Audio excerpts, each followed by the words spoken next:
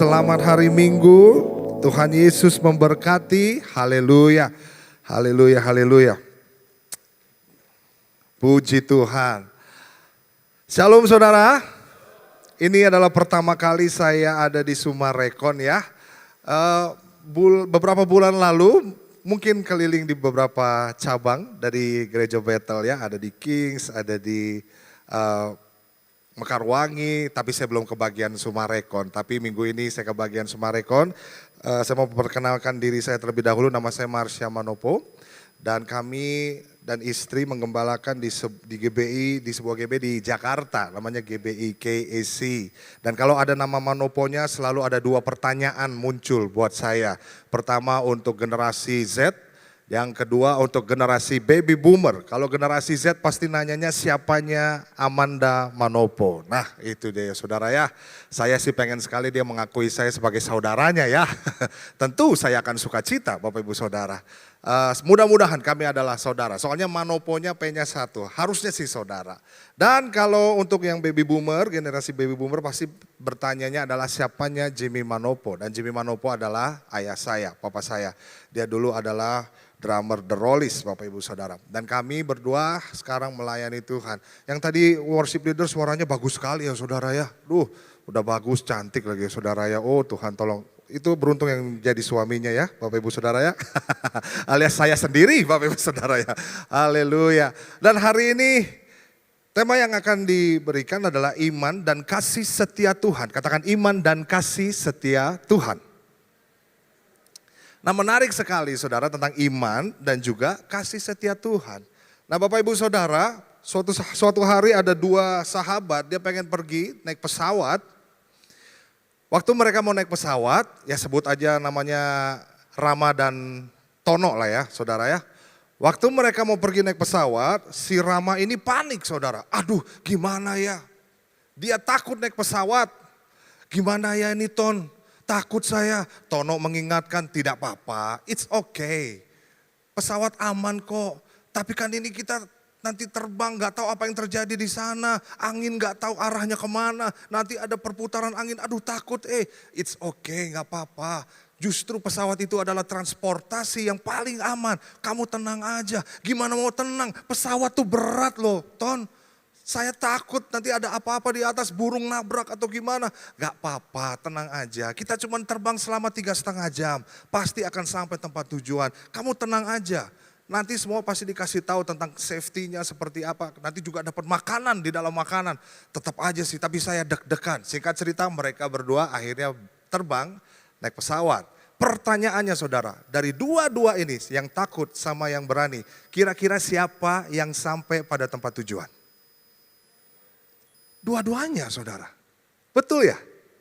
Nah iman adalah sesuatu yang bukan kita tentukan pada subjeknya, tapi objeknya. Dan objeknya adalah harusnya Tuhan Yesus. Yang bisa katakan amin. Kita harus percaya sama objeknya. Jadi bukan by subjeknya tapi by objeknya. Siapa yang memegang kendali atas hidup kita? Siapa yang memegang kendali atas seluruh hidup kita? Siapa yang berdaulat atas hidup kita? Musim boleh berganti, kadang kita di atas, kadang kita di bawah, kadang kita mengalami masalah, kadang hidup baik-baik aja. Tapi iman kita di dalam setiap musim yang terjadi, kita harus terus setuju kepada Tuhan. Yang setuju katakan amin. Karena terkadang kita jadinya ragu sama penyertaan Tuhan, ragu sama dengan karya Tuhan. Karena mungkin kita mengalami beberapa masalah dalam kehidupan kita.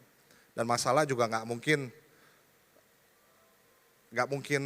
kita tuh nggak mungkin bebas dari masalah gitu. Pasti ada aja masalah, ada lagi. Tapi biarlah masalah itu tidak membuat kita kecewa sama Tuhan. Katakan kecewa sama Tuhan.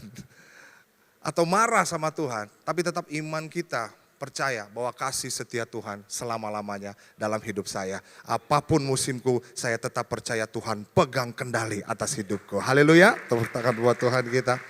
So kita akan sama-sama belajar dari sebuah tokoh yang saya rasa ini sangat luar biasa. Bagaimana imannya dia itu terus tertuju sama Tuhan. Dia gak goyah sedikit pun. Dan memang orang ini sebelumnya orang yang terhormat. Tokoh ini adalah orang yang dipandang karena dia sangat pintar. Tapi waktu ikut Yesus justru kehidupannya saudara banyak yang menentang dia. Dia di penjara, tapi kok imannya kok tetap ya setia sama Tuhan. Nah kita akan belajar sama-sama dari Paulus. Kita buka di Filipi 4 ayat 4 sampai 7 saudara. Filipi 4 ayat 4 sampai 7. Filipi 4 ayat 4 sampai 7 berkata seperti ini saudara. Kita baca sama-sama ya, Filipi 4 ayat 4 sampai 7. 1, 2, 3. Bersukacitalah senantiasa dalam Tuhan, sekali lagi kukatakan bersukacitalah. Sampai situ dulu saudara. Bersukacitalah senantiasa dalam Tuhan. Ada objeknya di situ. Siapa saudara? Tuhan. Oke? Dan di situ dia katakan 2 kali. Sekali lagi kukatakan bersukacitalah. Kita lanjut ya ayat 5. Hendaklah kebaikan hatimu diketahui semua orang. Tuhan sudah dekat. Janganlah hendaknya kamu khawatir tentang apapun juga. Tetapi nyatakanlah dalam segala hal keinginanmu kepada Allah dalam doa dan permohonan dengan ucapan syukur. Damai sejahtera Allah yang melampaui segala akal akan memelihara hati dan pikiranmu dalam Kristus Yesus. Katakan amin.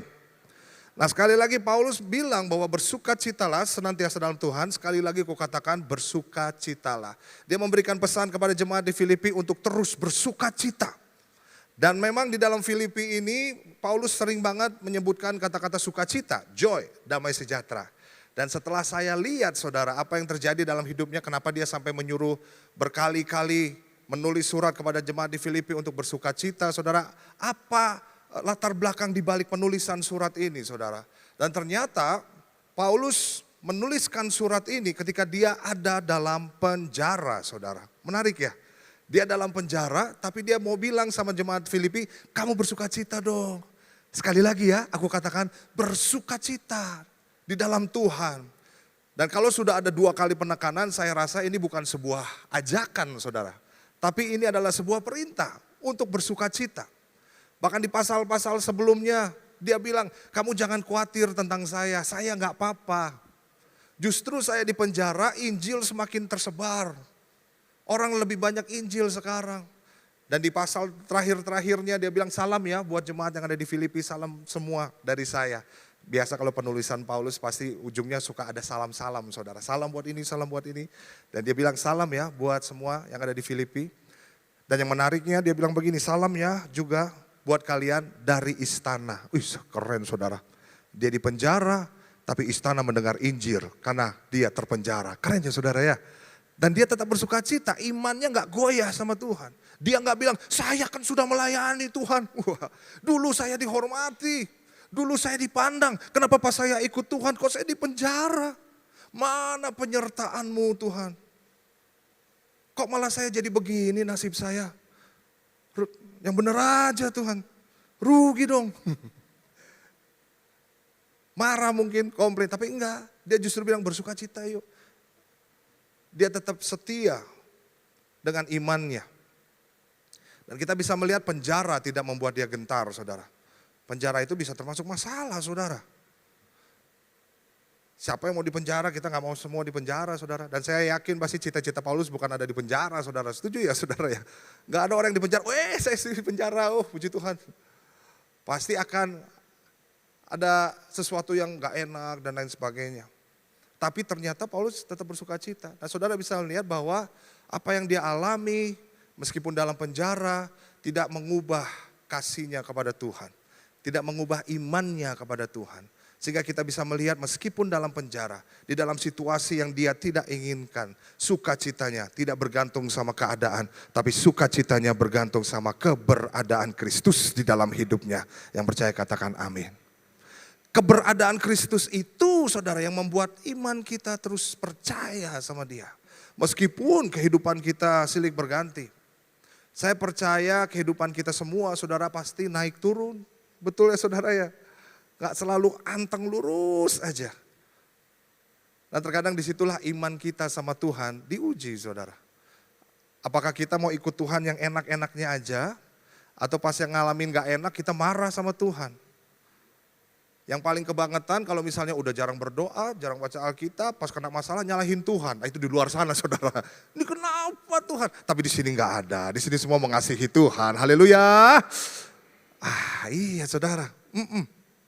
Ternyata dia dalam penjara. Sukacitanya datang dari Tuhan.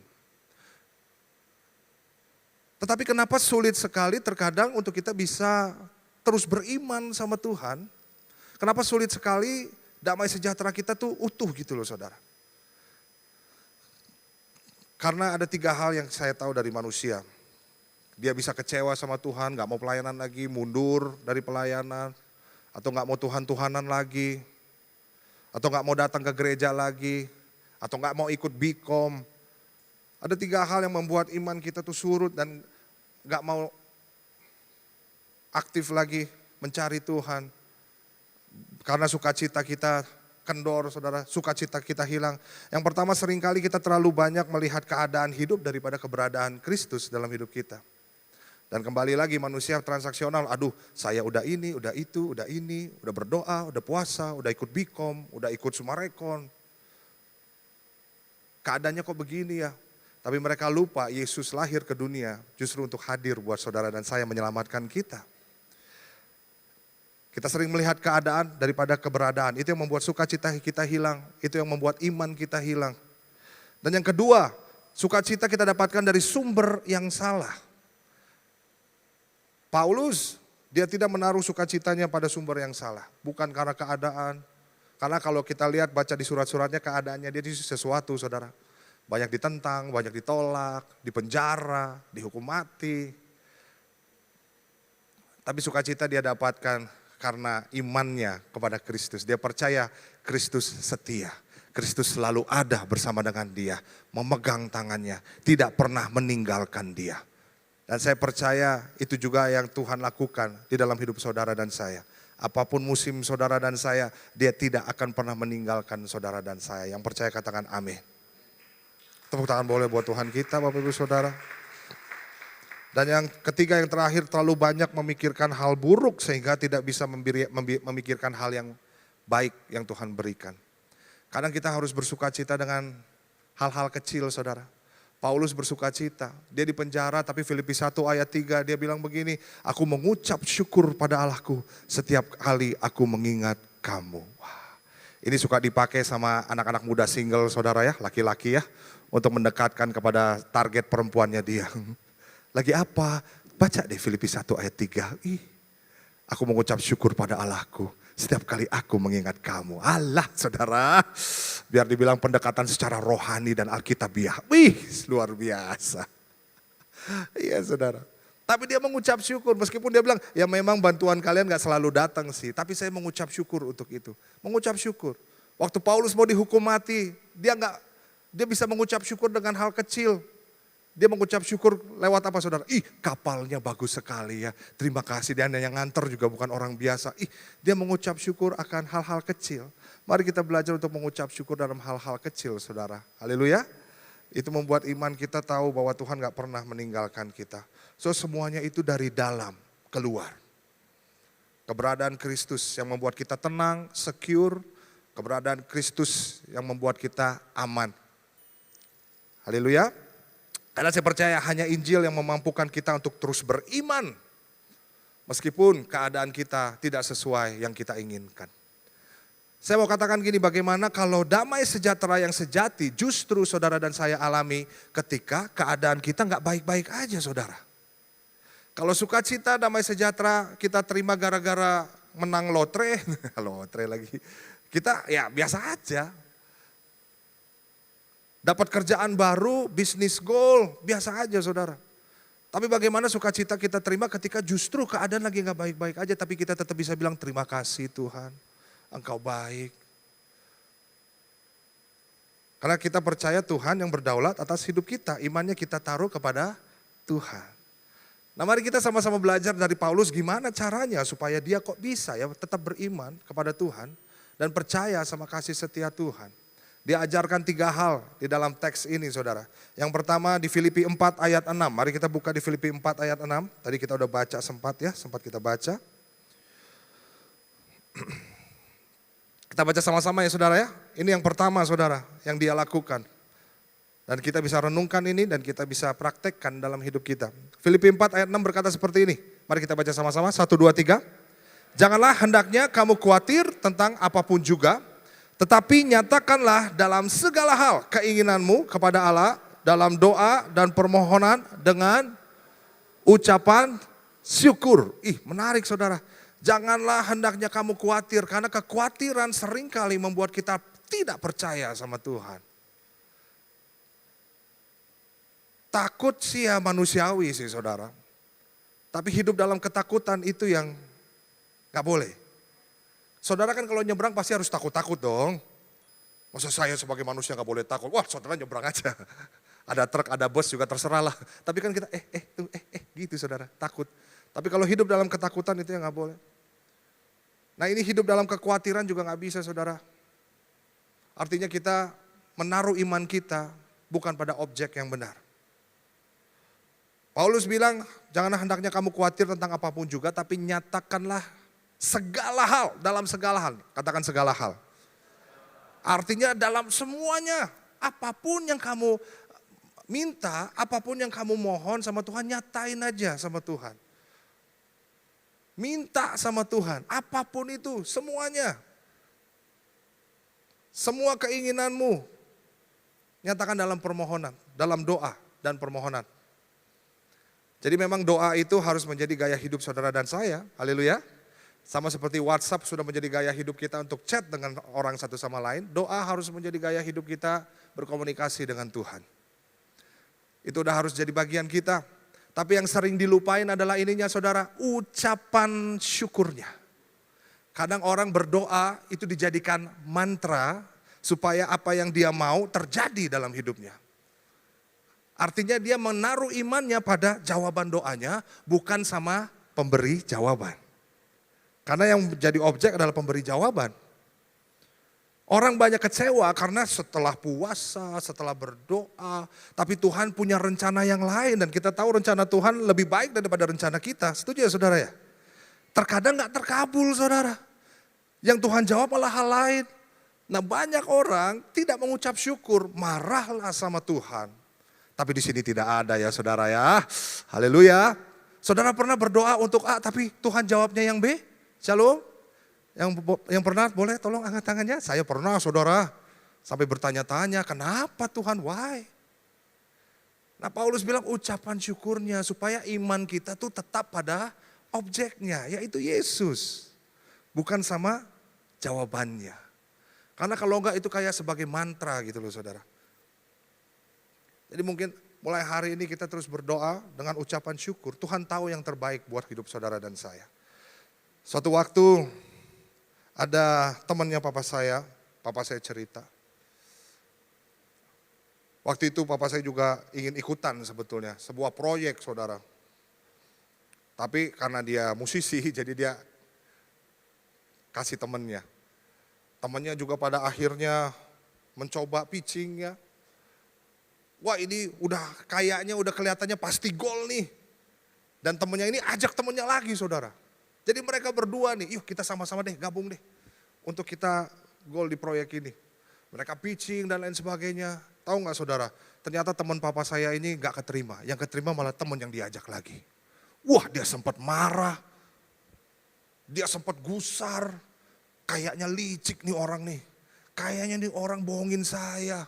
Kayaknya nih orang maju tanpa sepengetahuan saya, dia mendekatkan ini gini dan lain sebagainya.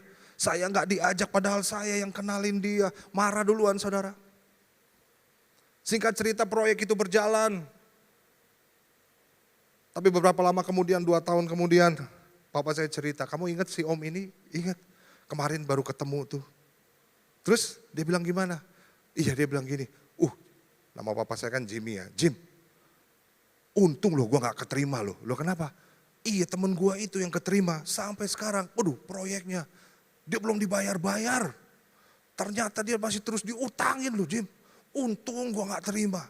Sampai sekarang Jim udah bertahun-tahun ini. Nah kadang kita gak mengerti ya saudara ya. Tapi Tuhan tahu apa yang terjadi di depan sana. Karena dia adalah Alfa dan Omega. Kadang pintu itu tertutup buat kita. Karena Tuhan mau bukakan pintu yang lebih baik. Haleluya saudara.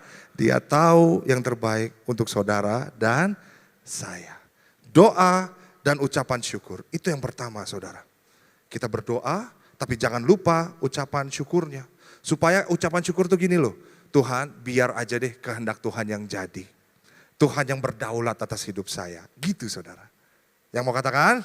Amin. Jadi kalau doanya dijawab Tuhan tidak sesuai ekspektasi, bilang kiri kanan, bersyukur aja. Tuhan kita baik. Haleluya. Yang kedua saudara, Paulus mengajarkan di Filipi 4 ayat 7 sampai 8. Ini seterusnya saudara. Firman Tuhan bilang begini, damai sejahtera Allah yang melampaui segala akal akan memelihara hati dan pikiranmu dalam Kristus Yesus. Menariknya, teks ini bilang damai sejahtera Allah alias damai sejahteranya Tuhan yang dia punya, dia berikan buat saudara dan saya. Jadi ini bukan damai sejahtera kita nih saudara. Damai sejahteranya Tuhan dikasih dan ini kan menunjukkan kasih setia Tuhan buat saudara dan saya, betul? Karena damai sejahteranya loh yang dikasih. Makanya melampaui segala akal. Saudara pernah lihat ini gak? Saya tahu pergumulan keluarganya dia loh, berat banget loh. Tapi kok dia ya, kok masih bisa sukacita ya? Kok dia masih bisa melayani ya? Kok dia masih bisa senyum ya, asyir ya? Kok dia bisa damai gitu hidupnya? Kok bisa ya? Nah itulah damai sejahtera yang diberikan dari Tuhan. Dan damai sejahtera itu untuk apa? Untuk memelihara hati dan pikiran. Tempat tidur yang mahal gak bisa memberikan kita tidur yang nyenyak saudara. Banyak orang punya rumah besar tapi khawatir banget saudara, gak tenang. Betul ya saudara ya? Karena ketenangan itu hanya didapat dari Tuhan saja, damai sejahtera yang Tuhan kasih. Nah ini akan memelihara hati dan pikiran kita. Karena Tuhan tahu manusia masalahnya di hati dan pikiran. Benar saudara, banyak orang pindah gereja gara-gara gak disyalomin sama Asyir kok saudara. Karena hatinya merasa, saya tidak diterima di gereja ini. Padahal Asyir lagi sibuk-sibuk gitu. Lagi ngapain gitu. Gereja macam apa ini, saya gak diterima. Bukan gitu saudara. Natal di Bikom, kita kan bikin Natal Bikom yuk. Ayo, ada ide enggak? Akhirnya ada satu orang ngeluarin ide, menurut saya Natalnya begini aja, gini. Enggak ada yang gubris di grup saudara. Akhirnya dia keluar grup saudara. Pas ditanya kenapa kamu keluar grup? Untuk apa saya ada di grup? Kalau tidak ada yang peduli sama saya. Wih, hati saudara panas. Masalah ini. Pikiran mulai kan tadi ngaco tuh. Gak ada yang peduli, gak ada yang sayang. Saya gak dianggap. Damai sejahtera Allah akan diberikan. Haleluya. Nah gimana caranya? Nah ayat 8. Jadi akhirnya saudara-saudara semua yang benar, semua yang mulia, semua yang adil, semua yang suci, semua yang manis, semua yang sedap didengar. Semua yang disebut kebajikan dan patut dipuji. Apa? Pikirkanlah semua itu. Paulus lagi mau bilang gini loh. Semua yang benar ya cuman Tuhan Yesus, kebenaran sejati. Benar gak sih saudara? Semua yang mulia ya cuman Tuhan Yesus, dia Tuhan yang mulia. Semua yang adil ya jelas cuman Tuhan yang adil. Kalau kita mah gak adil, kalau mau jahat sama saya juga bisa jahat sama kamu. Kalau kamu baik sama saya bisa lebih baik sama kamu. Tapi keadilan buat Tuhan, kita yang berdosa, kita yang bersalah, dia turun, dia lahir ke dunia, mati, menanggung setiap dosa dan pelanggaran kita. Dia dibangkitkan dan waktu kita percaya sama dia, dosa kita dihapuskan. Kita beroleh kekekalan, keselamatan bersama dengan dia. Itu adil buat Tuhan. Jadi yang adil cuman Tuhan. Kalau mau mencari keadilan di tengah-tengah dunia yang tidak adil, lihat salib Kristus, lihatlah Yesus saja. Iman pada objek yang benar. Haleluya. Semua yang suci jelas, semua yang manis, cinta Tuhan lebih manis dari apapun juga. Semua yang sedap didengar, semua yang disebut kebajikan dan patut dipuji, pikirkanlah semua itu. Paulus lagi mau bilang, yuk pikirkan tentang Kristus saja. Tentang kebaikannya, kelahirannya membuktikan bahwa dia sangat amat baik. Kelahirannya membuktikan bahwa dia adalah Allah Immanuel, Allah beserta dengan kita semua. Kalau saudara memikirkan tentang penolakan, lihat Tuhan Yesus bagaimana dia ditolak oleh manusia, ditolak oleh murid-muridnya. Bahkan Bapa di sorga juga, Elohi Elohi lama sabachthani. Bapa di sorga memalingkan wajahnya karena dosa manusia dilimpahkan kepada Tuhan Yesus. Tetapi yang menarik, Tuhan Yesus mendapatkan penolakan yang besar supaya saudara dan saya mendapatkan penerimaan yang besar dari Bapa kita di sorga. Haleluya. Jadi ketika kita merasa ditolak dengan orang lain, Tuhan kita nerima kita loh. Objeknya saudara, imannya. Haleluya. Paulus lagi mau bilang, pikirkan Yesus saja. Yang kedua adalah menguasai pikiran. Hanya kepada Kristus. Jadi setelah pertama kita doa dan ucapan syukur, yang kedua, kita menguasai pikiran, menjaga pikiran kepada Kristus. Masih ada 72 poin lagi, gak apa-apa ya saudara ya. Saudara pasti bisa bertahan ya, haleluya. Enggak, ini terakhir saudara, terakhir. Saudara senang ya, yang terakhir, kalau ada kata-kata terakhir yang lemah dikuatkan ya. Yang berbeban berat dilepaskan ya saudara ya. Yang terakhir, saya boleh undang pemain musik, pemain keyboard. Yang terakhir saudara, Filipi 4 ayat 9. Firman Tuhan berkata seperti ini. Dan apa yang telah kamu pelajari, dan apa yang telah kamu terima, dan apa yang telah kamu dengar, dan apa yang telah kamu lihat padaku, apa di situ dikatakan? Lakukanlah. Maka Allah sumber damai sejahtera akan menyertai kamu. Yang ketiga, yang terakhir adalah melakukan firman. Ketika firman Tuhan bilang jangan takut. Terkadang sering banget kita dikuasai ketakutan.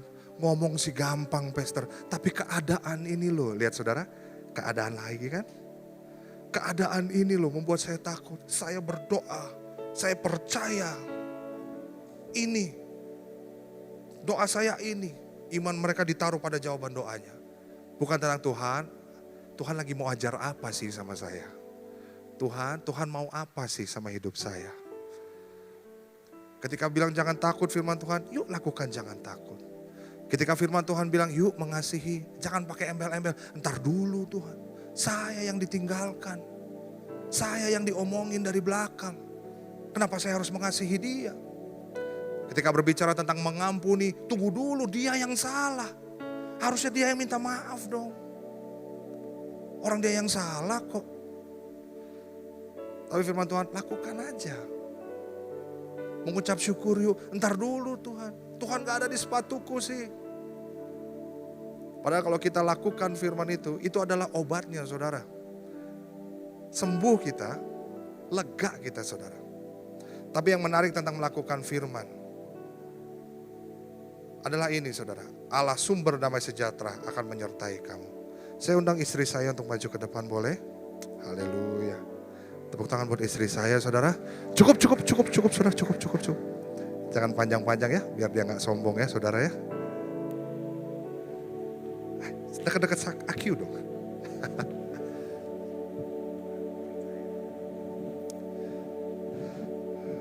Untuk melakukan firman ini emang ngeri-ngeri sedap saudara. Agak lain memang ini saudara ya.